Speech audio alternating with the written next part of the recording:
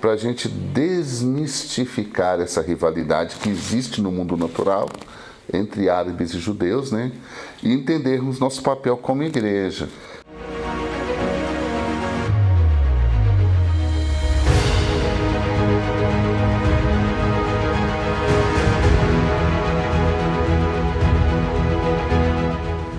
Olá pessoal, continuando então nosso podcast aqui. Bem-vindo, Araújo. Mais uma vez, obrigado, pastor Alírio. Olha que maravilha. Ó, a aula anterior valeu, hein? E essa história da descendência de Ismael é muito interessante para a gente desmistificar essa rivalidade que existe no mundo natural entre árabes e judeus, né? E entendermos nosso papel como igreja.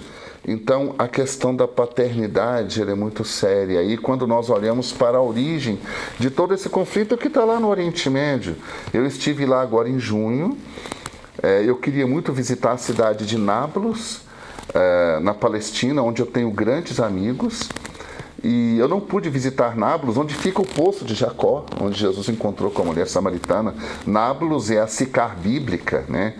É a Siquém da época de Josué, onde Josué levou os ossos de José do Egito, e está lá até hoje, numa mesquita mameluca, um sarcófago de mármore egípcio, que foi levado com os ossos de José do Egito. Está lá aquela terra. Eu não pude visitar por causa do conflito de árabes e judeus. Por causa de quê? Da terra.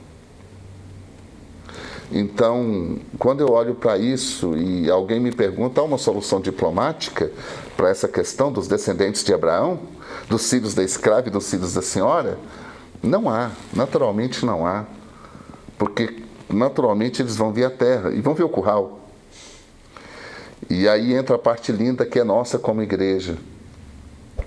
Nós sabemos qual é a herança.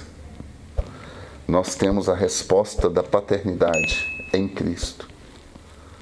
Nós podemos conduzir ambos à casa do Pai. Amém.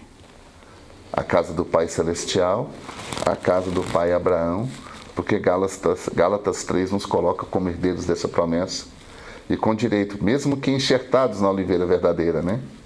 Através de Cristo, mas nós temos direito a essa herança. Em Efésios, ele fala que de ambos os povos fez um. Ele está falando lá, gentios e judeus, mas nós podemos colocar aí, especificamente, né, esse povo de Ismael, essa outra descendência aqui, como se fosse um outro povo. Mas Deus olha, um só agora. Em Cristo, todos somos um. Tá? Isso é muito importante.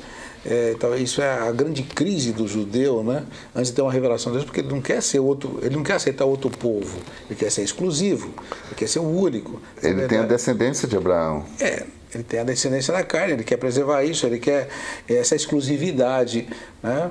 Mas e Jesus veio, então ele amplia tudo isso aí, né? Então a Bíblia diz que nele em Jesus, de todos esses povos, ele fez um só, por isso nós somos um em Cristo. Tanto judeus como gentios, entre os descendentes de Isaac, de Ismael e todos nós, um em Cristo. Que maravilha, né, pastor? Em Gálatas, Paulo ele é perfeito quando ele fala: nisso não há servo nem livre, sim, judeu nem grego, macho nem fêmea, mas todos nós somos um em Cristo. Em Cristo vem essa unidade, nós nos tornamos uma família, e é assim que todas as famílias da terra podem ser abençoadas. E quando os fariseus questionam a Jesus e dizem: nós somos descendentes de Abraão,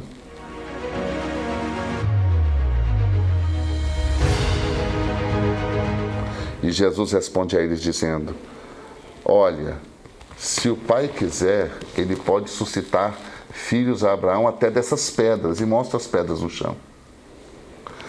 E ali Jesus é muito duro. Ele fala: vós não sois filhos de Abraão.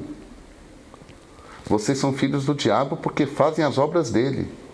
Se fizessem as obras de Abraão, poderiam ser chamados filhos de Abraão. Então ali Jesus está colocando a filiação e a paternidade não no tocante ao sangue que corre nas veias, mas no tocante ao caráter. Por isso que a obra redentora de Cristo é regenerar o nosso caráter segundo o caráter do Pai.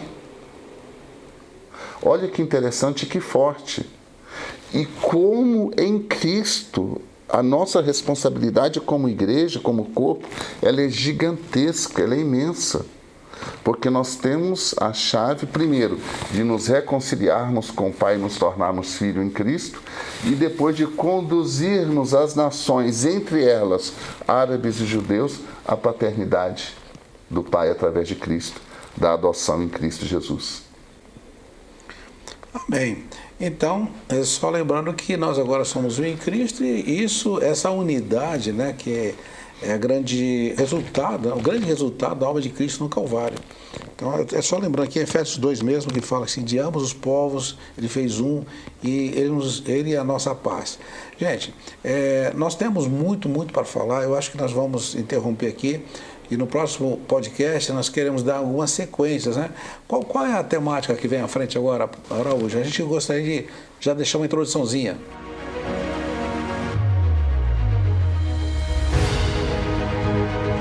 Continuando essa questão árabe e judeu, nós vamos falar um pouco sobre a Palestina no próximo podcast. Ok.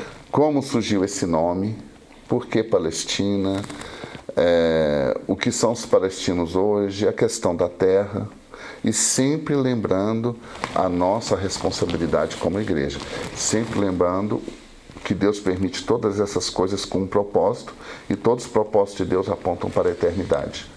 Amém. Olha só que assunto interessantíssimo, né? Os povos palestinos, ou a Palestina que está ali nesse conflito, né? A faixa de Gaza, é bomba que sobe, é foguete de todo lado. Já vi alguns cruzando pelo céu. Já viu, né? Então, gente, mas por quê, né? Quem é esse povo palestino? É uma dúvida, né? Porque não é uma nação constituída, mas tem uma cadeira na ONU, né? Tem a autoridade palestina. Então, é um povo importante. Nós precisamos saber, mas qual a origem? O irmão Araújo vai explicar, mas no próximo episódio.